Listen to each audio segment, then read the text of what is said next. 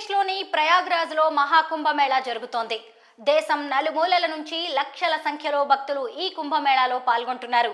అలాగే వేల సంఖ్యలో సాధువులు కూడా కుంభమేళాకు హాజరై పవిత్ర త్రివేణి సంగమంలో పుణ్య స్నానాలు ఆచరిస్తున్నారు. మహాకుంభమేళాలో పాల్గొంటున్న నాగ సాధువులు అంటే ఎవరు?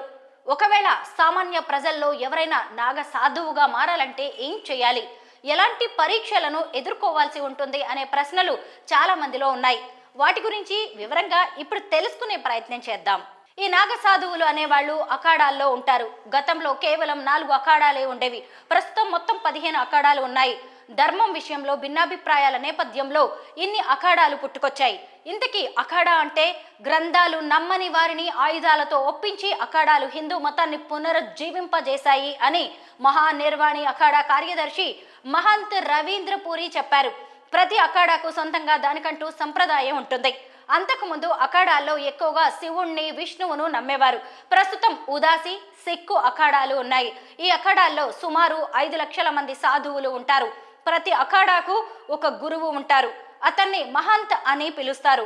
ఎవరైనా ఆయా అఖాడాల్లో చేరి నాగ సాధువు శిక్షణ తీసుకోవాలంటే ఆ గురువు అనుమతి తప్పనిసరి. అలాగే ఆయన పెట్టే కొన్ని నిబంధనలు పాటిస్తూ కొన్ని పరీక్షలు కూడా తట్టుకుని నిలబడాల్సి ఉంటుంది. మరి ఆ నిబంధనలు ఏంటో, ఏం పరీక్షలు ఉంటాయో ఇప్పుడు చూద్దాం.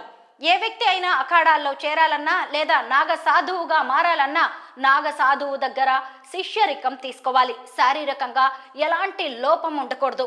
సాధారణంగా 16 ఏళ్ల నుంచి 20 ఏళ్ల మధ్య వయసున్న యువకులు నాగ సాధువుగా మారే దీక్షను ప్రారంభించవచ్చు. దీక్ష ప్రారంభించే సమయంలో వారి జుత్తును కత్తిరిస్తారు. మహాపురుష్ లేదా వస్త్రధారి అనే పేరు పెడతారు. అనుభవం ఉన్న నాగ సాధువు వారికి శిక్షణనిస్తారు. అఖాడాలను శుభ్రపరచడం, వంట చేయడం, నాగఫణి వాయించడం, అస్త్రాల వాడుకలో శిక్షణ పొందడం వంటి పనులన్నీ ఆయనకు అప్పగిస్తారు. నాగ సాధువుగా మారాలనుకునే అనుభవం లేని సన్యాసి చేయాల్సిన పనులు ఎన్నో ఉంటాయి. అలా కొన్నేళ్లు చేసిన తర్వాత వారిలోని దీక్షను, పట్టుదలను చూసి సంతృప్తి చెందితే అనుభవం ఉన్న నాగ సాధువు వారికి నాగ దిగంబరులుగా దీక్ష చేయిస్తారు. ఆ తర్వాత నుంచి వారు తిరిగి ఇంటికి వెళ్లేందుకు అనుమతించరు.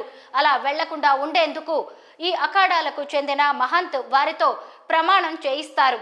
కుంభ సమయంలో 3 రోజులు ఉపవాస దీక్ష చేస్తూ మంత్రాలను జపించాలి. సొంతంగా శ్రాద్ధ కర్మలు నిర్వహించుకోవాలి. తన స్వహస్తాలతో 21 తరాల వారికి పిండదానం చేయాలి. ఆ తర్వాత లౌకిక ప్రపంచంతో సంబంధాలను తెంచేసుకోవాలి. కుంభమేళా జరిగే ప్రాంతంలోని నదిలో తెల్లవారుజామున పవిత్ర స్నానం చేసి కేవలం దుస్తులు మాత్రమే ధరించాలి. దీంతో వారు సాధువుగా పునర్జన్మ పొందినట్టు అవుతారు.